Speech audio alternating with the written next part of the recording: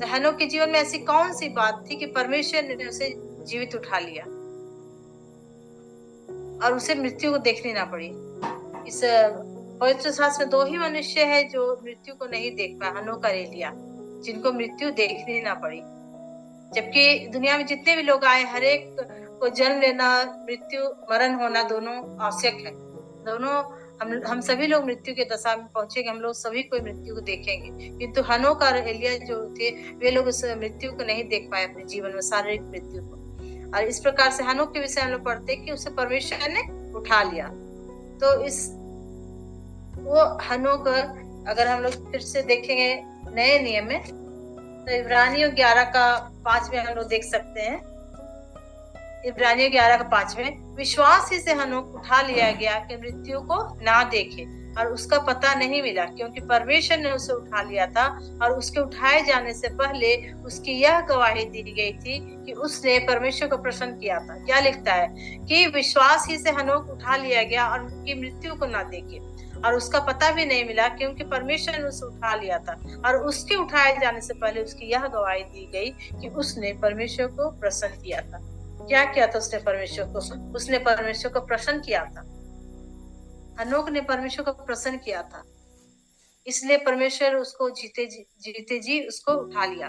वह परमेश्वर की योग्य कार्य करता था, वह परमेश्वर की योग्य चाल चलता था, वह परमेश्वर से प्रसन्न रहता था, परमेश्वर से प्रेम करता था, अद्भुत प्रेम परमेश्वर से करता था। परमेश्वर जैसा जैसा उसके जीवन में चाहता था, वैसा जीवन वो जीता था। जो भी कार्य उसे सौंपता था, उस कार्य को करता था। आज हमें अपने जीवन में जांचने की आवश्यकता है, क्या हम लोग परमेश्वर को प्रसन्न करते हैं? क्या हमारे जीवन के द्वारा परमेश्वर प्रसन्न होते हैं, या हमारे जीवन के द्वारा परमेश्वर दुखी होते हैं? हमारे जीवन से, हमारे कार्यों से, हमारे चाल चलन से, हमारे बोली व्यवहार से हम क्या परमेश्वर को फिर से उस क्रूस पर चढ़ाते हैं? क्या उसको दुख देते हैं? ये हमें जांचने की आवश्यकता है। हमारे व्यवहार से परमेश्वर प्रसन्न है, या हमारे कार्य से वो दुखी है? क्योंकि हम इस दुनिया में रहते हुए संसार के अनुसार अपने जीवन में चलने लगते हैं। बहुत बार ऐसा होता है कि हम प्रत्येक जो भी विश्वासी लोग हैं, हम लोग भी भटक जाते हैं अपने मार्ग से, और इस संसार के योग्य चाल चलने लगते हैं, और अपने शरीर के अभिलाषाओं को, आंखों के अभिलाषाओं को पूरी करने लगते हैं, और इस प्रकार से गलत कार्यों को करने लगते हैं, जिससे परमेश्वर को दुख होता है। तो हम लोग अगर देखना चाहेंगे तो देख सकते हैं कि हम लोग परमेश्वर को कैसे प्रसन्न कर सकते हैं, हम लोग परमेश्वर को कैसे प्रसन्न कर सकते हैं। तो इसी के नीचे अगर हम लोग पढ़ेंगे 11 का 6 में इब्रानियों, कि विश्वास बिना उसे प्रसन्न करना अनहोना है, क्योंकि परमेश्वर के पास आने वाले को विश्वास करना चाहिए कि वह है, और अपने खोजने वाले को प्रतिफल देता है। विश्वास बिना उसे प्रसन्न करना अनहोना है। हम लोग जब तक पूरी रीति से परमेश्वर पर विश्वास नहीं करेंगे तो परमेश्वर प्रसन्न नहीं होगा। हमारा विश्वास अडिग होना चाहिए, हमारा विश्वास दृढ़ होना चाहिए परमेश्वर पर, क्योंकि लिखा है, क्योंकि परमेश्वर के पास आने वाले को विश्वास करना चाहिए कि वह अपने खोजने वाले को प्रतिफल देता है। जब हम किसी भी बात के लिए परमेश्वर के पास प्रार्थना करते हैं, किसी भी समस्या को लेकर के परमेश्वर के पास जाते हैं, तो हो सकता है परमेश्वर हमारी प्रार्थना को तुरंत नहीं सुनता हुआ, और हम लोग बहुत दिनों तक इंतजार करते हैं, कई सालों तक बहुत लोगों को इंतजार करना पड़ता है, प्रार्थना को उत्तर नहीं मिलता है। तो लोग परमेश्वर के मार्ग से भटक जाते हैं, दूर हो जाते हैं, कुड़कुड़ाते हैं कि परमेश्वर प्रार्थना को क्यों नहीं सुन रहा है। इस प्रकार के सवाल जवाब को लोग करने लगते हैं, परमेश्वर से सवाल जवाब करने लगते हैं कि परमेश्वर आपने हमें क्यों छोड़ दिया, हमारे प्रार्थना को उत्तर क्यों नहीं दे रहे, हमारे ये बीमारी क्यों ठीक नहीं हो रहा, हमारी समस्या क्यों नहीं जा रही। इस प्रकार का संदेह हमारे अंदर आने लगता है कि परमेश्वर क्या पता परमेश्वर प्रार्थना को सुन रहा है कि नहीं सुन रहा है। तो इस प्रकार का विश्वास हमारे जीवन में नहीं होना चाहिए। हमारा विश्वास ऐसा होना चाहिए कि अनदेखी वस्तुएं, जो हम लोग देखे भी नहीं, उन वस्तुओं पर हमें विश्वास करना है, क्योंकि लिखता है कि अब 11 का 1 में इब्रानियों कि अब विश्वास आशा की वस्तुओं का निश्चय अनदेखी वस्तुओं का प्रमाण है। अनदेखी वस्तु का, जो हम लोग नहीं देखे हैं, उस बात को हम लोग को विश्वास करना है कि वो बात हमारे जीवन में पूरी हो रही है, वो बात हमारे जीवन में पूरी हो रही, इस बात को हमें विश्वास करना, तब हम पूरी रीति से परमेश्वर पर विश्वास कर पाते हैं। और कोई भी किसी प्रकार का संदेह की बात हमारे जीवन में नहीं आनी चाहिए, नकारात्मक सोच, नकारात्मक बातें नहीं आनी चाहिए, ये सारी बातें हमारे जीवन में नहीं आनी चाहिए। चाहे कितनी भी दुख तकलीफ क्यों ना आए, चाहे कितनी भी कष्ट क्यों ना हमारा जीवन में कितनी परेशानी क्यों ना आए, किंतु हर एक परेशानी में, हर एक दुख तकलीफ में हमें परमेश्वर पर पूरी रीति से विश्वास करना है, पूरी रीति से उस पर भरोसा रखना है कि वो हमें कभी ना कभी वो अपने नियत समय पर, सबूत 3 अध्याय में अगर हम लोग पढ़ेंगे तो वहां लिखता है कि परमेश्वर का हर कार्य का वो एक समय है, जन्म लेने का, मरने का, बोने का, काटने का, मतलब हर चीज का समय है। तो परमेश्वर अपने नियत समय पर हर एक की प्रार्थनाओं का उत्तर देते हैं। ऐसा नहीं कि परमेश्वर उत्तर नहीं देते हैं, हो सकता है कई दिन लग जाए, कई साल लग जाए, अब बहुतों का प्रार्थना को उत्तर तुरंत ही मिल जाता है, ऐसा भी होता है। तो हमें उस प्रार्थना का इंतजार करना है, परमेश्वर को खुश करने वाला जीवन बिताना है और उसके सामर्थ्य पर विश्वास करना। अगर हम लोग विश्वास नहीं करते तो मतलब हम लोग उसकी, परमेश्वर की सामर्थ्य पर विश्वास नहीं कर सकते कि परमेश्वर कुछ नहीं कर सकता, ऐसा हमारे मन में आता है। ऐसी बात नहीं है प्रियो, किंतु परमेश्वर की सामर्थ्य पर विश्वास करना, ऐसा जीवन जीना है कि हम लोग परमेश्वर को प्रसन्न कर सके, परमेश्वर को महिमा मिले हमारे जीवन के द्वारा, हमारे जीवन के द्वारा दूसरों को आशीष मिले, दूसरे लोग कह सके कि ये परमेश्वर के पुत्र पुत्रियां हैं। ऐसा जीवन हमें जीना है और कि परमेश्वर को भी दुख ना लगे और दूसरों को भी ठोकर ना लगे हमारे जीवन के द्वारा। तो इस प्रकार से हम लोग देखते हैं हनोक के जीवन के द्वारा कि उसने परमेश्वर को प्रसन्न किया, इसलिए वो जीवित अवस्था में उठा लिया गया।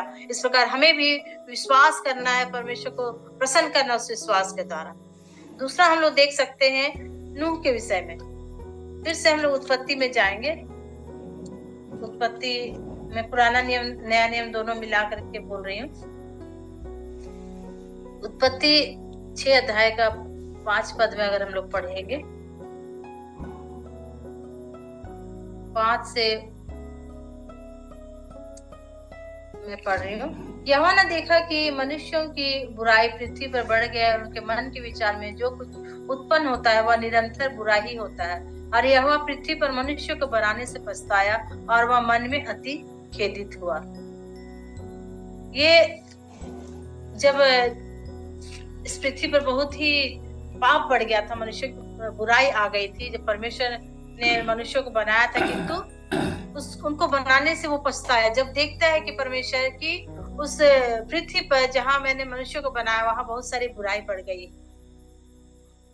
तो उसके बाद वो नूह को चुनता है। क्योंकि अगर हम 9 पद पढ़ेंगे तो यहाँ कहता है कि नूह धर्मी पुरुष था और अपने समय के लोगों में खरा था और नूह परमेश्वर जी के साथ साथ चलता रहा। वो नूह को चुनता है उस समय के लिए, कि नूह से कहता है कि मैं जल प्रलय को भेजूंगा और चाहता हूं कि मैं तुम लोगों को बचाऊं और दूसरे लोगों को नष्ट कर दूं। ऐसा अगर हम लोग यहाँ पढ़ेंगे तो यहाँ कहता है कि नूह से कहता है परमेश्वर कि परमेश्वर ने,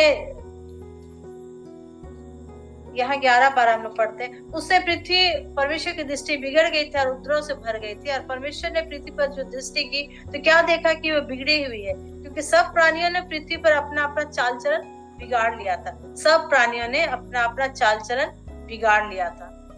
इसलिए फिर नूह से परमेश्वर कहता है कि तू अपने सारे घराने समेत जहाज में जा, क्योंकि मैंने इस समय के लोगों में केवल तुझी को अपनी दृष्टि में धर्मी पाया। 7 का 1 पद में अगर हम पढ़ेंगे तो यहाँ नूह से परमेश्वर कहता है कि तू अपने घराने समेत जहाज में जा, क्योंकि मैंने इस समय के लोगों में केवल तुझी को अपनी दृष्टि में धर्मी पाया। तो इस प्रकार हम देखते हैं कि नूह एक धर्मी पुरुष था और वो अपने समय के लोगों में खराब व्यक्ति था और वो परमेश्वर के साथ साथ चलता था। ये इसके बारे में लिखा हुआ, इसकी गवाही है। उसके जीवन में वो खराई और सच्चाई थी।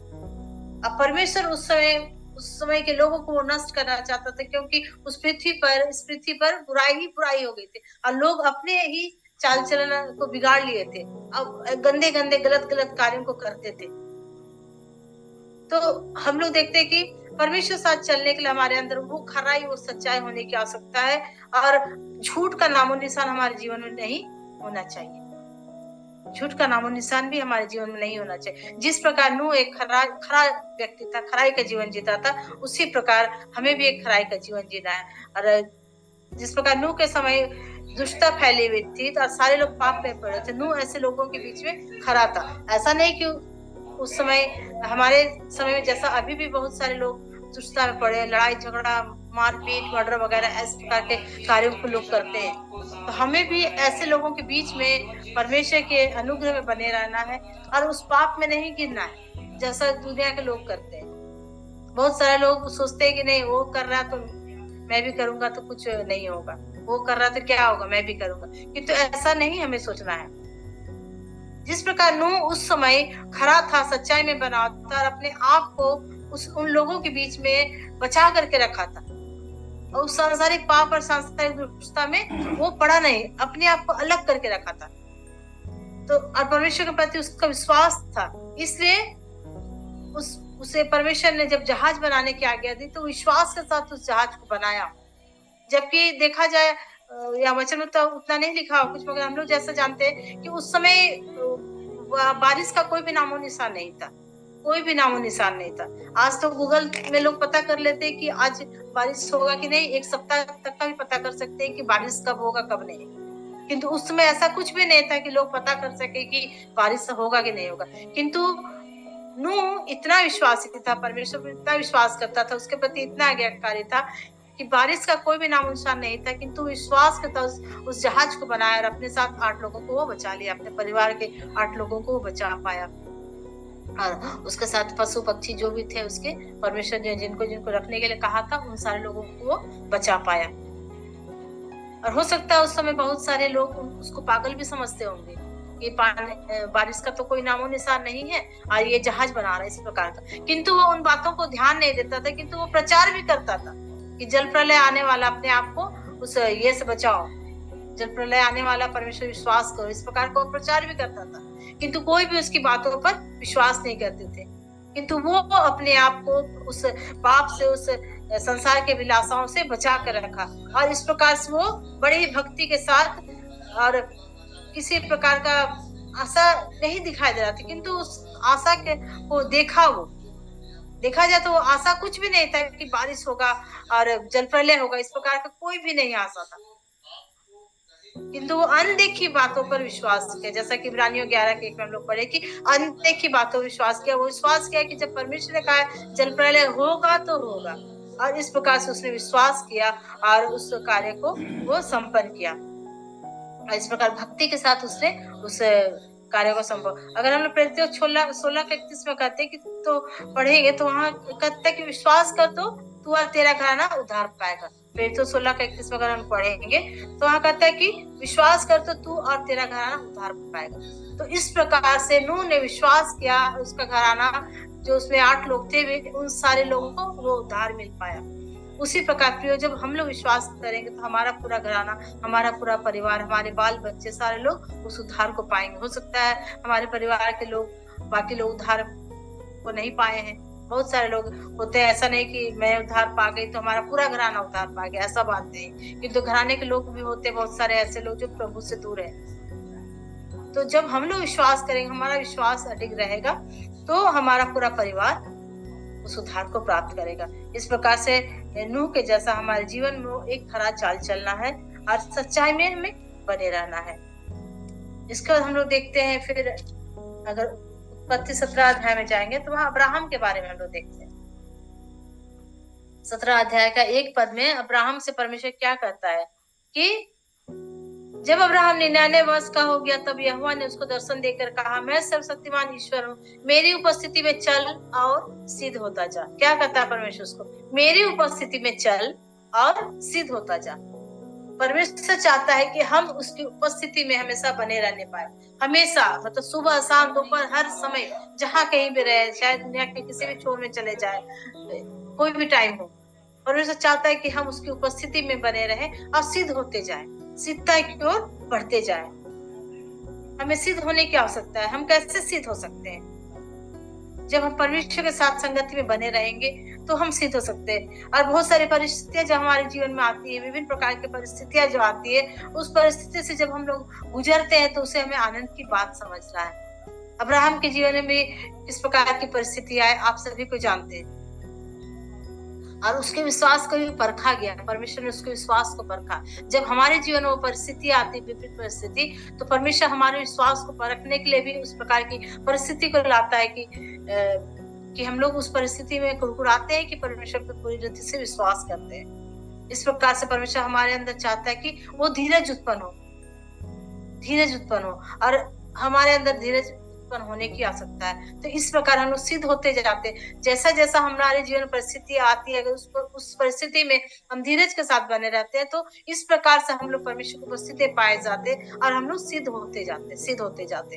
अब्राहम के जीवन में परीक्षा आई, जब अब्राहम और सारा की कोई भी संतान नहीं थी, और अब्राहम 100 वर्ष का था, ये 90 वर्ष की थी सारा, और बुढ़ापे की अवस्था में परमेश्वर ने उनको आशीष दिया और उनको एक बेटा दिया इसहाक के रूप में, और बाद में उसको कहते हैं कि उसको बलिदान कर दो। अगर हम लोग अब्राहम की जगह पे होते तो क्या हम लोग अपने बच्चे को बलिदान करते? कभी नहीं। हमारे बच्चों को थोड़ी सी चोट लगती तो हम लोगों को बहुत दुख लगता है, और अब्राहम को तो बोलता है परमेश्वर की बलिदान कर दो, किंतु वो खुशी खुशी मौर्य पर्वत पे हो जाता है, उस जगह पे वो अपने बेटे को बलिदान करने के लिए ले जाता है। और हम लोग देखते हैं कि उस समय अब्राहम के लिए कितना कठिन समय था उसके लिए, कि अपने बेटे को बलिदान करना, जो कि इतने सालों के बाद उससे मिला, कितना उससे प्रेम करता हो, कितना उससे प्यार करता हो दोनों माता पिता, किंतु वो उसको बलिदान करने के लिए ले जाता है। वो परमेश्वर के प्रति वो आज्ञाकारिता को दिखाता है। किंतु फिर परमेश्वर देखता है कि वो उसकी आज्ञा को मानता है, जब बलिदान करने के लिए वो छुरा को उठाता है तो परमेश्वर उसको वो भेंट को देता है, और उसके साथ वो भलाई को करता है और उसके बेटे को वो बचा लेता है। इस प्रकार से हम लोग जानते हैं कि अब्राहम के जीवन में कितनी बड़ी परेशानी है, कितनी बड़ी परीक्षा की घड़ी आई, किंतु उस परीक्षा में वो स्थिर रहा, विश्वास से बना रहा और उस आज्ञाकारिता में रहा, और परमेश्वर साथ साथ चलता रहा और परमेश्वर से वो प्रेम करता था। इसलिए वो जानता था कि परमेश्वर मेरे साथ भलाई ही करेगा। वो जानता था कि परमेश्वर मेरे साथ भलाई ही करेगा। इब्रानियों 11 का फिर से हम लोग निकालेंगे, तो 11 का 17 में हम लोग देखते हैं कि विश्वास से अब्राहम ने परखे जाने के समय में इसहाक को बलिदान चढ़ाया, और जिसने प्रतिज्ञाओं को सच माना था और जिससे यह कहा गया था कि इसहाक से तेरा वंश कहलाएगा, वही अपने इकलौते को चढ़ाने लगा। वो जिस प्रकार परमेश्वर ने अपने इकलौते पुत्र को हमारे लिए दे दिया, उसी प्रकार अब्राहम को भी इकलौते पुत्र को चढ़ाने के लिए परमेश्वर ने कहा। 19 पद में कहता है, क्योंकि उसने मान लिया कि परमेश्वर सामर्थी है और उसे मरे हुए में से जिलाए। इस प्रकार से वो जानता था कि परमेश्वर सामर्थी परमेश्वर है, वो किसी प्रकार से मेरे ऊपर किसी प्रकार की विपत्ति को आने नहीं देगा। वो मुझसे प्रसन्न, जानता था कि वो परमेश्वर हमसे प्रसन्न है। मैं खोलना नहीं चाहूंगी, किंतु लिखता है कि पहला यूहन्ना 5:2 में कहता है कि जो परमेश्वर से प्रेम करते हैं उसकी आज्ञाओं को मानते हैं। जो परमेश्वर से प्रेम करते हैं उसकी आज्ञाओं को मानते हैं। अगर हम पढ़ेंगे 5:2 और 3 पद, और इसी से हम जानते हैं कि हम परमेश्वर के संतानों से प्रेम रखते हैं, क्योंकि परमेश्वर से प्रेम रखना क्या है कि हम उसकी आज्ञाओं को माने। अब्राहम ने उसकी आज्ञा को माना। जब हम परमेश्वर से प्रेम करेंगे तो ऑटोमेटिक हम लोग परमेश्वर की आज्ञाओं को मानेंगे। वो आज्ञाएं जो हमारे पूरे पवित्र शास्त्र में उत्पत्ति से लेकर प्रकाशित वाक्य तक जितनी भी आज्ञाएं परमेश्वर ने दी, उन सारी आज्ञाओं को हम लोग को मानना है। अगर हम लोग परमेश्वर से प्रेम करते हैं तो वो सारी आज्ञाओं को हम लोग मानेंगे। इस प्रकार से प्रिय, हमें उन सारी आज्ञाओं को मानने की आवश्यकता है। जिस प्रकार आज्ञाकारिता के साथ वो बना रहा अब्राहम, उसी प्रकार हमें भी आज्ञाकारिता के साथ परमेश्वर ने जो कुछ भी आज्ञा हमें दिया है और जो कुछ वो चाहता है उसके अनुसार हम लोग वचनों के अनुसार हमें चलना है और सिद्ध होते जाना, उसकी उपस्थिति में बने रहना है और सिद्ध होते जाना है। चौथा हम लोग देखेंगे, चौथा व्यक्ति के बारे में, वो हम लोग देख सकते हैं लूका 1 अध्याय में। लूका 1 अध्याय का 6 पद में हम लोग पढ़ेंगे। यहाँ जकरिया और इलिशिबा के बारे में कहा करता है कि 5 पद से मैं पढ़ रही हूँ। यहूदिया के राजा हेरोदेस के समय ओबिया के दल में जकरिया नाम का एक याजक था और उसकी पत्नी हारून के वंश की थी जिसका नाम इलिशिबा था। वे दोनों परमेश्वर के सामने धर्मी थे और प्रभु की सारी आज्ञा और विधियों पर निर्दोष चलने वाले थे। उनके कोई भी संतान ना थी क्योंकि इलिशिबा बांझ थी और वे दोनों बूढ़े थे। 6 पद में क्या कहता है कि वे दोनों परमेश्वर के सामने धर्मी थे और प्रभु की सारी आज्ञाओं और विधियों पर निर्दोष चलने वाले थे। जकरिया और इलिशिबा, जबकि उनके जीवन में कोई भी संतान नहीं था, उनके जीवन में वो अविश्वास उत्पन्न हो सकता था परमेश्वर के प्रति, कि परमेश्वर ने जब हम लोग धर्मी है, परमेश्वर प्रति आज्ञाकारिता में चलते, उसकी विधियों को मानते हैं, तो परमेश्वर हमें संतान क्यों नहीं दे रहा। इस प्रकार का उनके अंदर वो बात आ सकती थी, वो संदेह उत्पन्न हो सकता था। किंतु वे लोग हमेशा परमेश्वर के साथ बने रहते थे। और कहता है कि प्रभु की सारी आज्ञा और विधियों पर निर्दोष चलने वाले थे। वे लोग निर्दोष पाए गए परमेश्वर के दृष्टि में, और वे लोग सारी परमेश्वर की जितनी भी आज्ञा विधियां, उन सारी आज्ञा विधियों को वो मानते थे। चाहे उनके जीवन में वो बच्चे की आशीष परमेश्वर ने नहीं दिया, किंतु वे लोग उसको वो मानते थे। और बाद में हम लोग देखते हैं कि किस प्रकार परमेश्वर ने उनके ऊपर अनुग्रह किया, और वे लोग परमेश्वर के प्रति जब विश्वास योग्य बने रहे, तो परमेश्वर ने उनकी प्रार्थना को सुना और उस यूहन्ना बपतिस्मा दाता का जन्म हुआ।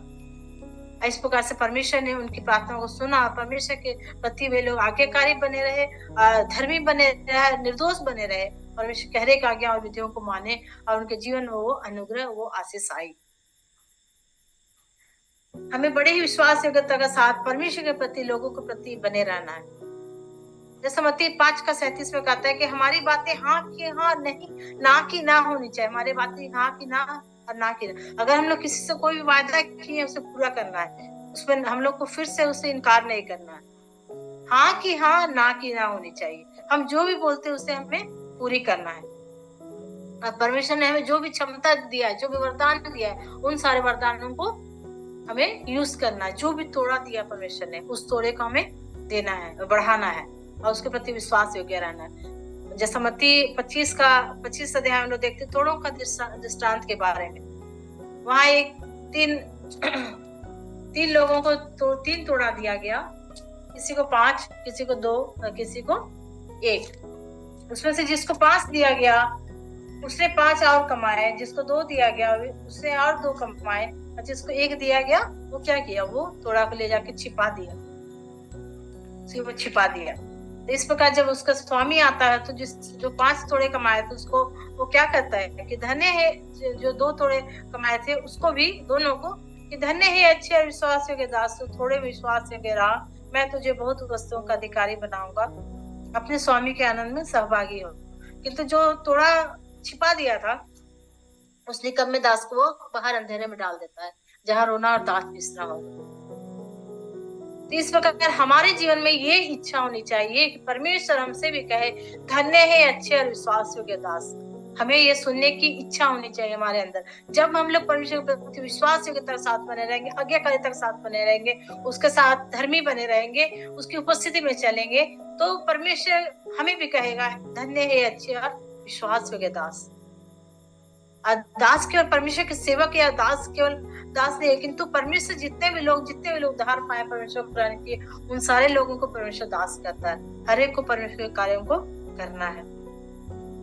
तो आज हमें जांचने की आवश्यकता है कि परमेश्वर के वचन के अनुसार हमारा जीवन है कि नहीं है, उसकी इच्छा के अनुसार हम लोग चल रहे हैं कि नहीं चल रहे हैं। परमेश्वर चाहता है कि हम उसके विश्वास योग्य बेटा और बेटी बने, इसलिए हमें विश्वास योग्यता के साथ बने रहना है, और हमें अपने जीवन को जांचना है कि हम कैसा जीवन व्यतीत कर रहे हैं। हमारा चाल चलन, हमारा बोली बयान, दूसरों से किस प्रकार का बर्ताव करते हैं, अपने परिवार के लोगों से कैसा बर्ताव करते हैं, अपने पड़ोसियों से कैसा बर्ताव करते हैं, अपने ऑफिस में जो सहकर्मी उनके साथ कैसा बर्ताव करते हैं। ये सारे हमको सोचने की आवश्यकता है, अपने जीवन को बदलने की आवश्यकता है, और हर एक क्षेत्र में विश्वास योग्य रहना, चाहे वो सेवा का क्षेत्र हो, कोई किसी प्रकार का सेवा, या परमेश्वर का सेवा मिनिस्ट्री हो, या किसी भी अपने घर के जिम्मेदारियों के प्रति, घर में जो हम लोग काम करना पड़ता है उसके प्रति, अपने परिवार वालों के प्रति, अपने रिश्तों के प्रति, हर एक बातों के प्रति, जो भी कार्य हमें मिलता है, पैसे के प्रति, हर एक बातों के प्रति हमें विश्वास योग्य रहना है। बहुत सारे परिवारों में देखते हैं कि लोग एक दूसरे से नफरत करते हैं, एक दूसरे से लड़ाई करते हैं, इस प्रकार का। किंतु हम प्रत्येक जब परमेश्वर के लोग हैं, तो हमारा जीवन ऐसा होना चाहिए कि हम लोगों का जीवन गवाही का जीवन होना चाहिए। इस प्रकार से हम लोग परमेश्वर के साथ हम लोग चल पाएंगे। अपने कलीसिया के प्रति हमें जिम्मेदारियों को निभाना है, और जब भी हम लोग अन्य जातियों के बीच में रहते हैं, तो हम लोगों को ऐसा जीवन जीना है कि हम लोग उनके सामने वो ज्योति की नाई चमकने पाए, और उनके सामने वो गवाह ठहरने पाए, ठोकर का गवाह नहीं किंतु गवाह बनने पाए। इस प्रकार से कौन परमेश्वर को प्रसन्न कर सकते हैं? जो परमेश्वर पे विश्वास करते हैं, जो उससे प्रेम करते हैं, जो परमेश्वर के वचन के अनुसार चलते हैं, जो खराई से चलते हैं और सांसारिक बुराई से दूर रहते हैं और जिनके जीवन में वो सच्चाई बनते रहते हैं। इस प्रकार से हम लोग हनोक और नूह और अब्राहम और जकरिया एलीशा के बारे में हम लोग ने जाना कि किस प्रकार से वे लोग परमेश्वर के साथ बने रहते थे, परमेश्वर को प्रसन्न करने वाले जीवन जीते थे, खराई और सच्चाई का जीवन जीते थे। इस प्रकार से हम प्रत्येक को भी वो धार्मिकता का जीवन जीना है और सच्चाई और खराई बने रहना है। परमेश्वर इस वचन का द्वारा सबको आशीष दे। आइए हम प्रार्थना में जाए। अनुग्रहकारी जीवित परमेश्वर, आपको धन्यवाद देते क्योंकि आप महान परमेश्वर हो। हालेलुया। पिता, होने दीजिए पिता आज के वचन के अनुसार प्रभु हमारा जीवन है पिता परमेश्वर, प्रत्येक का जीवन पिता वो पिता वो खराई का जीवन होने पाए, वो सच्चाई के जीवन होने पाए प्रभु, हम आपको पसंद करने वाला जीवन जीने पाए प्रभु जी। होने दीजिए कि पिता परमेश्वर प्रभु हम प्रत्येक पिता हम प्रत्येक का जीवन प्रभु बदलने पाए प्रभु जी। पिता जो भी जिम्मेदारी आपने दिया है प्रभु, जो भी थोड़ा दिया पिता उस थोड़े को पिता हम लोग इस्तेमाल करने पाए प्रभु जी और उन जिम्मेदारियों को पिता अच्छी तरह से निभाने पाए प्रभु जी।